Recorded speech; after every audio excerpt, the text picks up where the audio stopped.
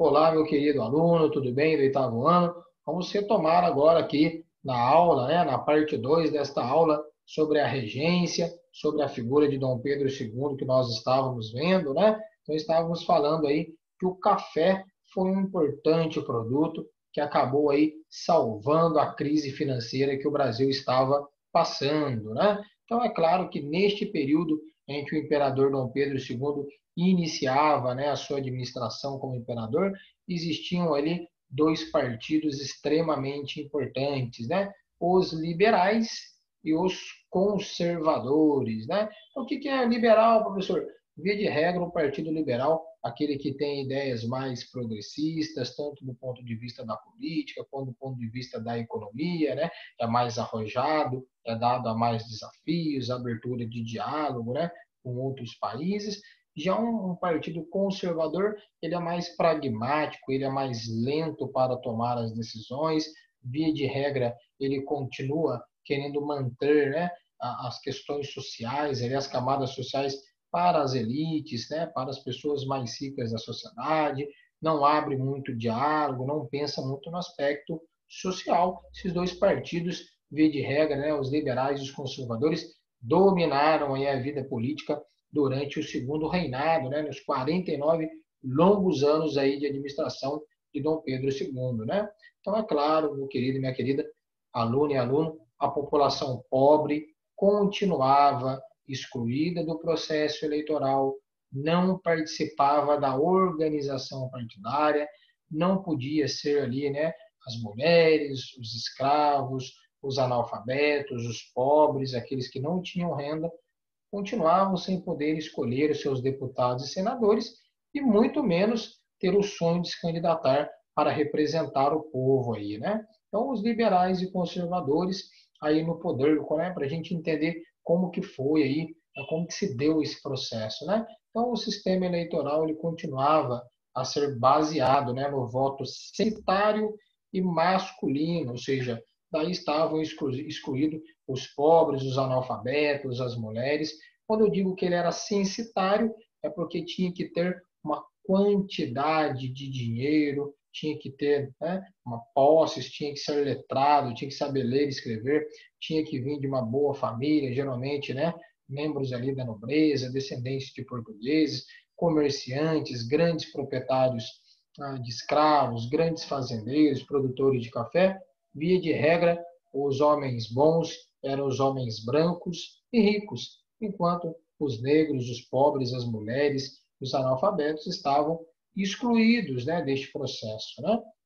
E para exercer, portanto, a cidadania, esta cidadania, quando a gente estuda lá atrás, quando a gente falava sobre os gregos, sobre os atenienses, sobre os espartanos, sobre os eupátridas, né, sobre os bem-nascidos, é algo mais ou menos que acontecia no Brasil, né? Somente os grandes proprietários de terras, os comerciantes, os altos funcionários do governo e as camadas médias do campo e da cidade, pessoas que tinham poder aquisitivo, é que participavam aí da vida política, né? E aí nós vamos ter aí os conservadores e os liberais, né? Claro que ambos tinham conflitos de interesse, o que é muito comum quando partidos políticos, né, de pensamentos contrários se encontram, né? Haviam muitos conflitos de interesse, havia uma disputa amplamente pelo poder.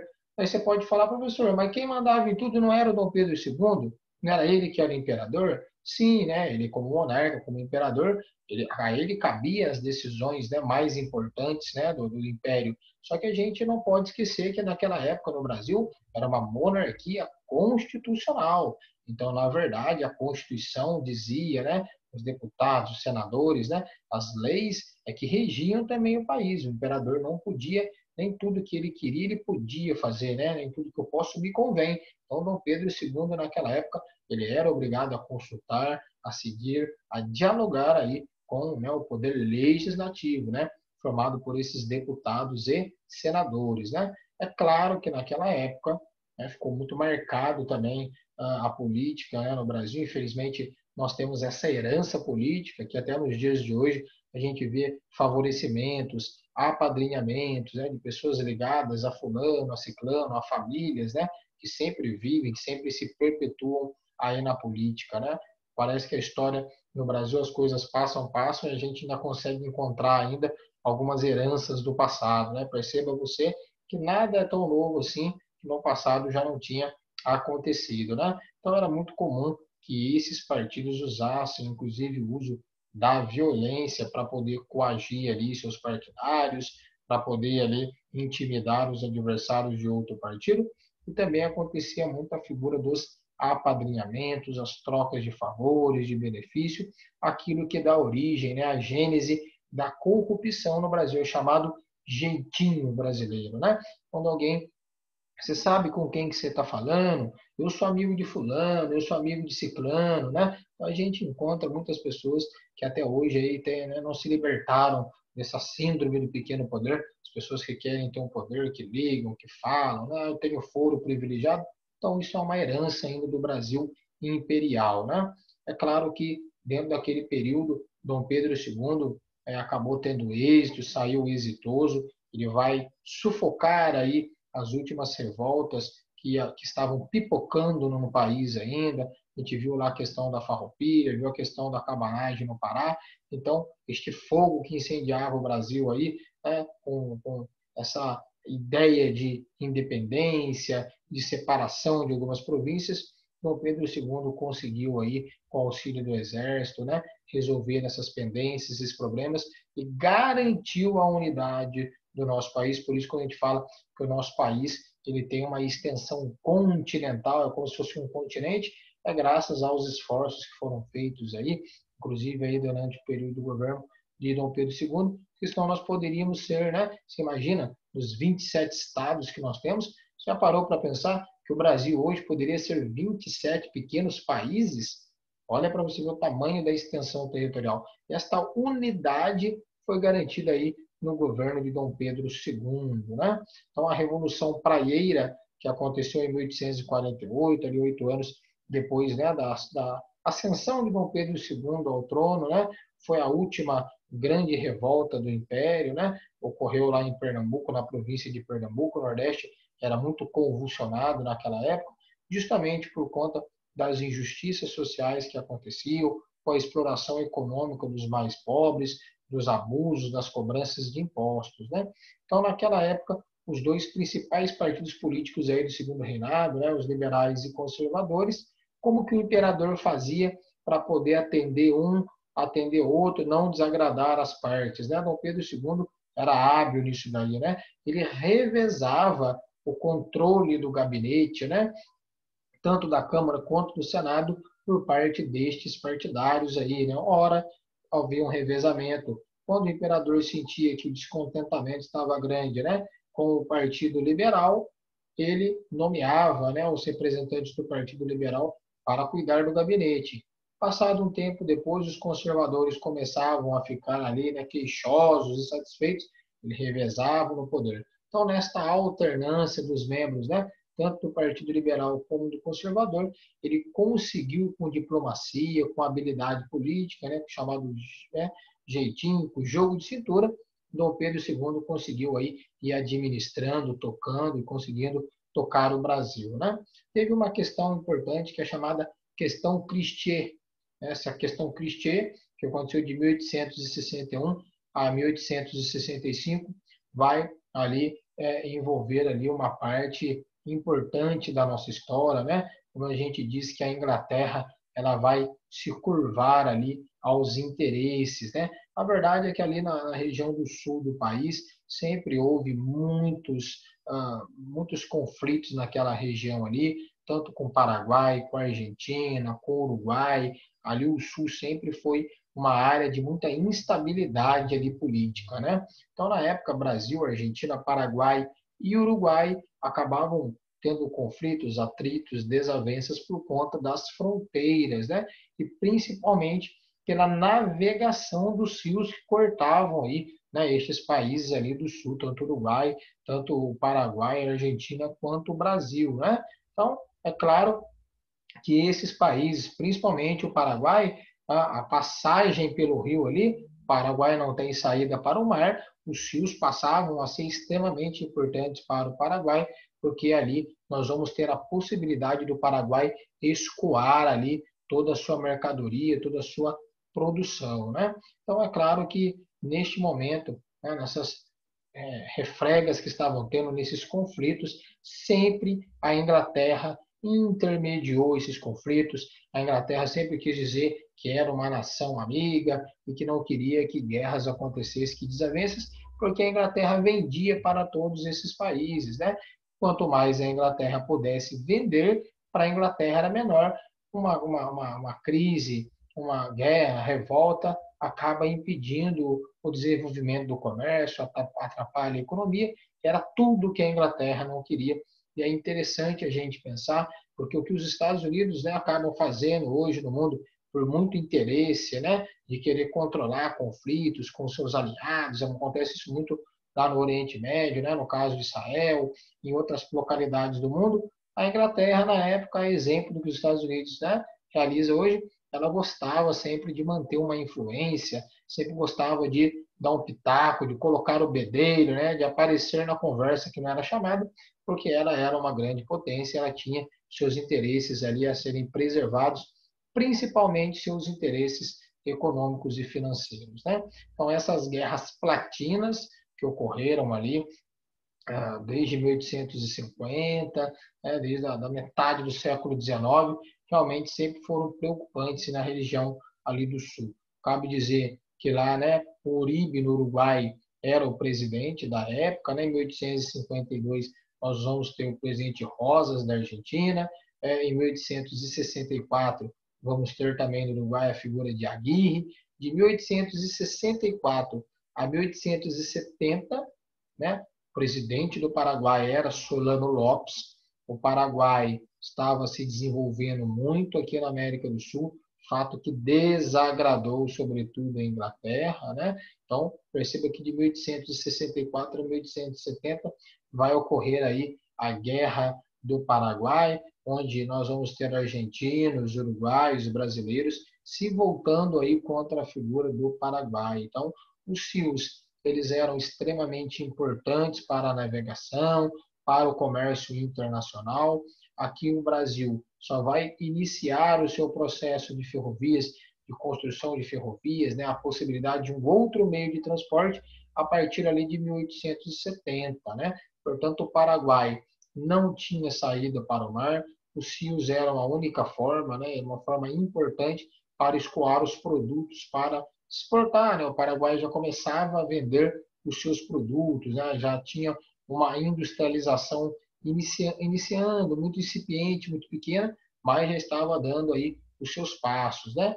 Para o Brasil, os rios eram a única forma de se comunicar, de chegar ali, por exemplo, às províncias do Centro-Oeste, né? Como Mato Grosso, né? E também ali a região sul. Então a Inglaterra, ela observando todo este cenário, ela sempre intermediou e a Inglaterra vai utilizar aí, por assim dizer, o Brasil para fazer o serviço sujo, né? A Inglaterra praticamente instigou o Brasil por conta desses conflitos que existiam territoriais, por conta de fronteiras, dos rios, ali desde da metade do século XIX, o Brasil acaba se envolvendo aí numa uma guerra que durou vários anos, aí 6 anos contra ao Paraguai, né? O resultado do conflito para o Paraguai foi catastrófico, né?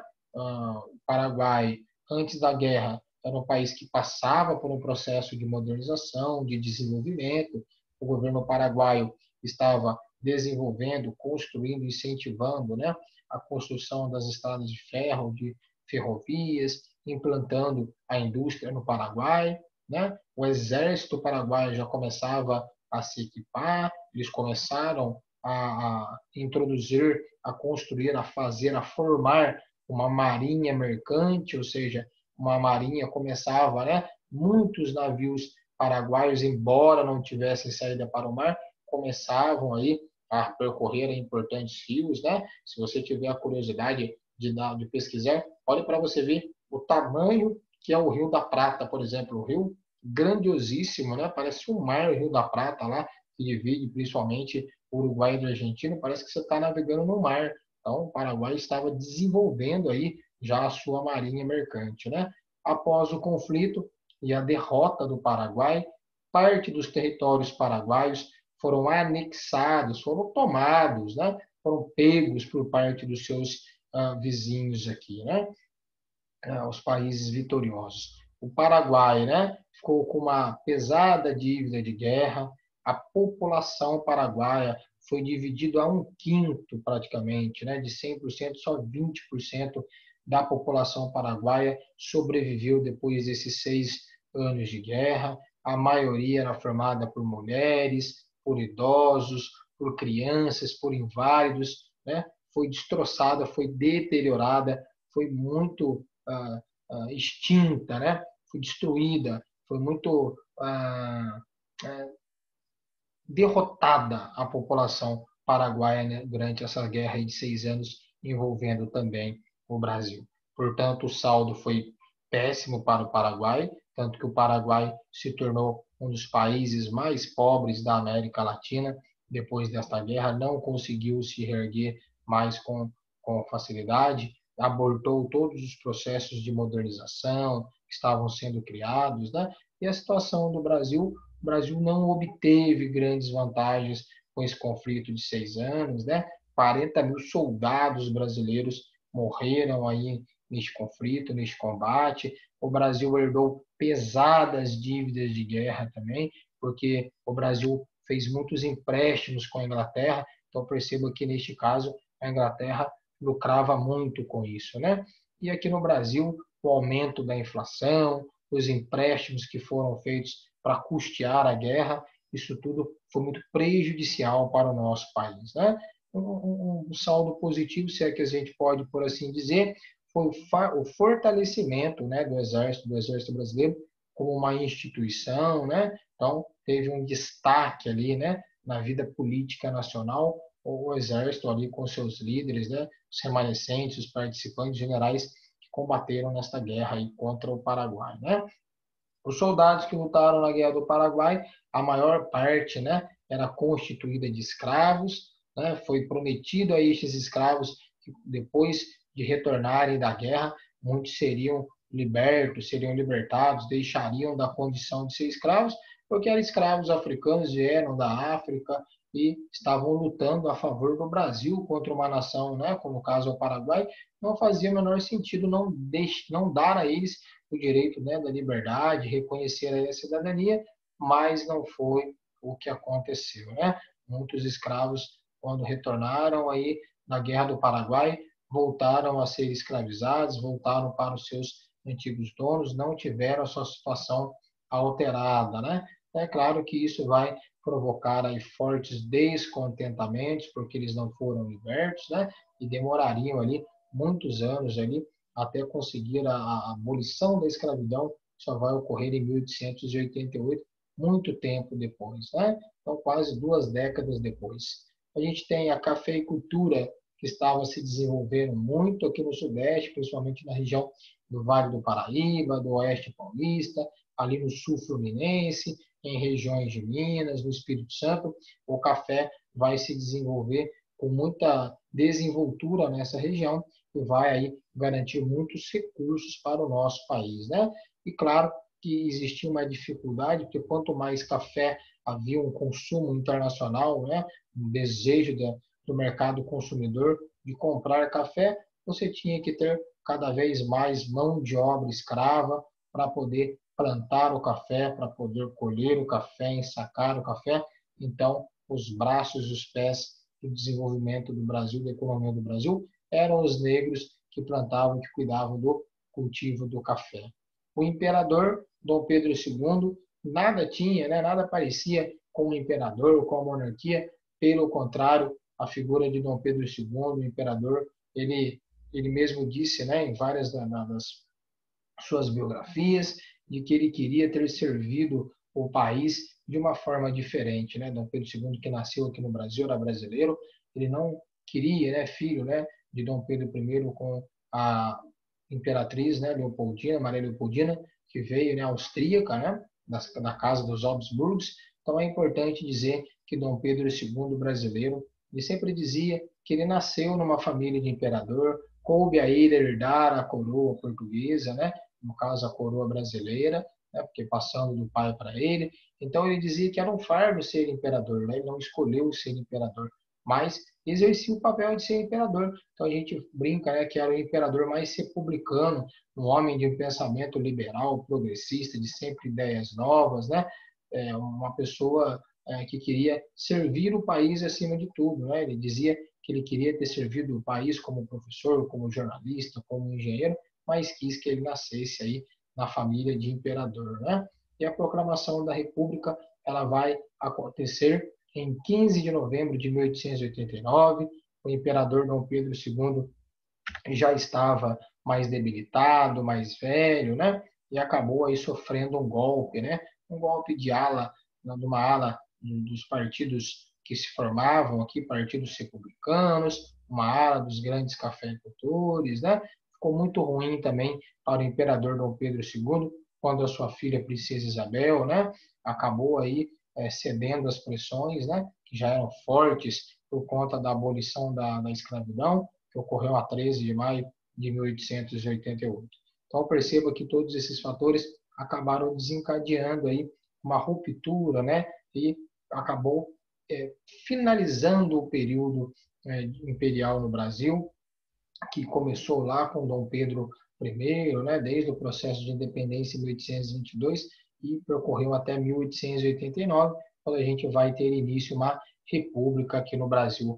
Mas vale a pena explorar um pouco mais aí a biografia, né? A figura de Dom Pedro II, segundo a parte da biografia de Dom Pedro II, feita pelo historiador, né? José Murilo de Carvalho. Dom Pedro II foi amplamente preparado, né? O seu avô Dom João VI e seu pai Pedro I herdaram por situações aí controversas ao trono, né? Tanto Dom João VI quanto Dom Pedro I na linha de sucessão não eram, né, ali para ser a figura dos imperadores para governar e acabaram aí herdando, né? Herdaram a coroa, mas não eram preparados, né, para a administração tanto quanto Dom Pedro II. Dom Pedro II, esse sim, né? José Bonifácio o preparou.